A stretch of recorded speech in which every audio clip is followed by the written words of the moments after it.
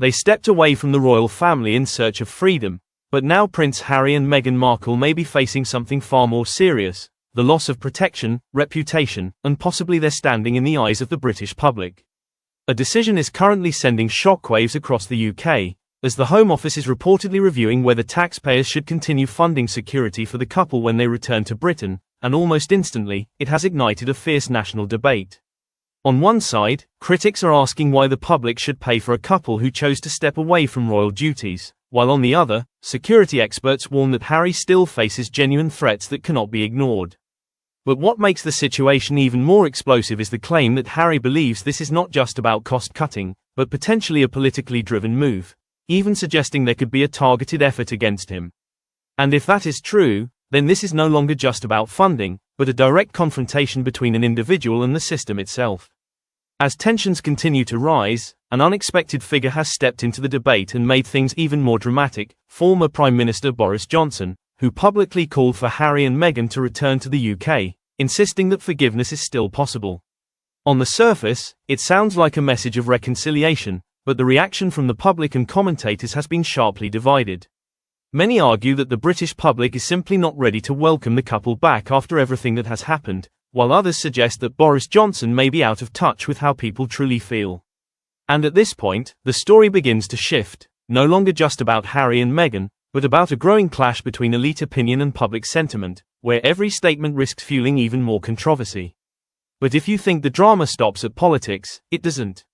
Across the Atlantic, Meghan Markle has once again become the center of attention following a charity event, where she was criticized for allegedly drawing attention away from a close friend who is expecting a child.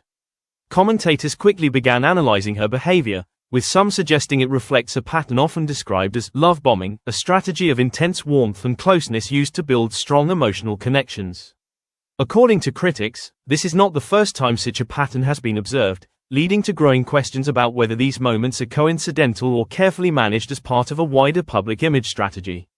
As a result, Meghan's public perception continues to face scrutiny, with audiences increasingly questioning the authenticity behind her actions. Meanwhile, inside the royal family, things are far from calm. King Charles III has made a controversial appointment by hiring a royal correspondent as his new communications secretary, a move that has raised eyebrows and sparked concerns about the relationship between the monarchy and the media. Some critics fear this could blur the lines between reporting and messaging, while others speculate that media narratives may be subtly shaped to protect certain members of the royal family. There are even suggestions that attention could be strategically redirected away from key figures such as Prince William and Catherine, in order to maintain broader stability. If that is the case, then the battle for public perception is not just happening outside the palace walls, it may already be unfolding within them. And just when it seems things could not become more complicated, fresh rumors surrounding other members of the royal family continue to surface, from questions about Princess Beatrice's marriage to the unusual and widely discussed projects of Sarah Ferguson. All of this contributes to a much larger picture, one in which the royal family no longer appears as stable as it once did, but instead is caught in a continuous cycle of scrutiny, speculation, and public debate.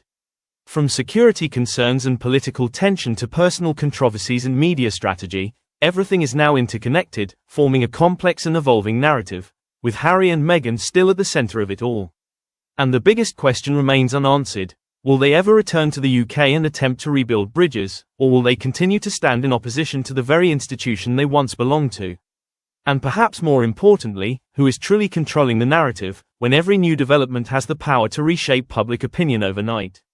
What do you think? Are Harry and Meghan being pushed into this situation, or have they played a role in creating it themselves? Share your thoughts, and don't forget to follow, because what happens next could be even more shocking.